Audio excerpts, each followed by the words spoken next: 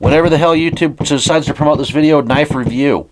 Anyhow, this is supposed to go out on Friday nights. Obviously, they're Friday night knife reviews that'll get promoted on Tuesday of the next week for some unknown reason. But anyhow, what we have here is the Ruko survival knife with sheath. Now, the last Ruko knife that I took a look at wasn't a very good knife. Now, are my hopes getting up for the survival knife with sheath? No. But anyhow, let's go ahead and let's get her out of the box. Well, I'm going to use this little case SparX Trapper. I'll link that at the end of the video, since nobody seemed to care too much about it. But let's get her out of the packaging and let's see what we got to work with here.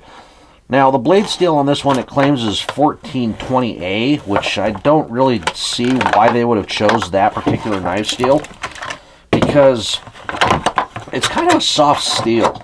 I mean, I understand that these Ruko knives, from my own personal experience, are cheap, but that actually has a really nice weight to it. I'm actually kind of blown away by that.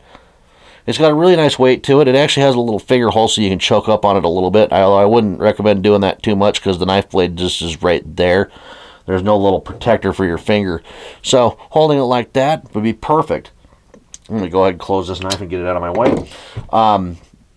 It even says that it's the focus. Try not to blow your eardrums out. There we go, we're focused. It says it's 1420A and all the other stuff about the Ruko knife. But where would I assume this knife is tanged? Because it's not a full tang, because you'd see the full tang down here in the lanyard hole. Now, this is the kind of knife that you'd probably want to put a lanyard on so you can attach it to your wrist so that if you're using it, it doesn't just go flying off.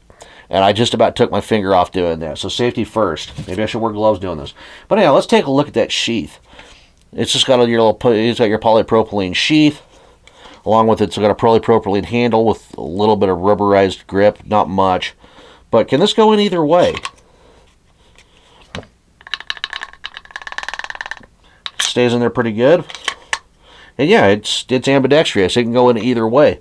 It's got just your standard little clip to go over your belt. Don't know how well that would stay on your belt. But the thing I do like about it is, you see these little rings right here? You can actually take this and wrap, well, I wouldn't wrap paracord around it because you wouldn't get a lot of paracord on this handle. But I would wrap this, hang on one second, this 36 bank line around it if I was intending on using this particular knife, which I probably wouldn't just due to blade steel. Now, that's not me being a snob. It's just that I don't feel like sharpening my knife after every task. But speaking of sharpening, let's go ahead, let's open her up. Let's grab a piece of paper from last week's video because I'm too lazy to grab a new one. Let's see, is she sharp?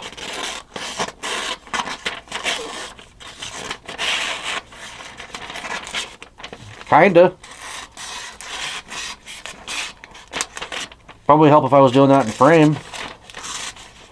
Nah, it's mostly just ripping the paper. So this isn't a razor sharp knife. I mean, it feels really sharp once you get up to the tip. But you will see something about knife sharpening probably with this knife here in a little while. So I was actually kind of happy that it wasn't exactly... Yeah, the tip's insanely sharp.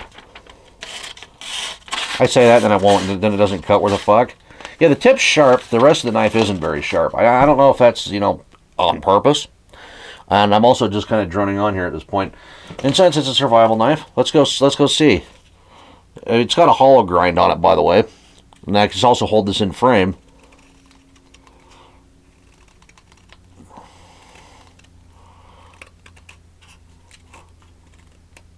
Yeah, this piece of wood is not ideal for freaking making a feather stick.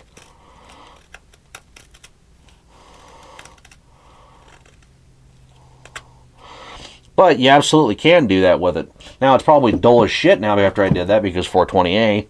If I remember right, 420A is a little bit softer than 420HC. If I'm wrong, please correct me down in the comment section. But if you like this video and you watched it this far, go ahead and hit the like and subscribe button. And also check out these other two videos. They're also things. But anyhow, I'm Spaztastic. You're watching Spaztastic TV, and thank you for watching.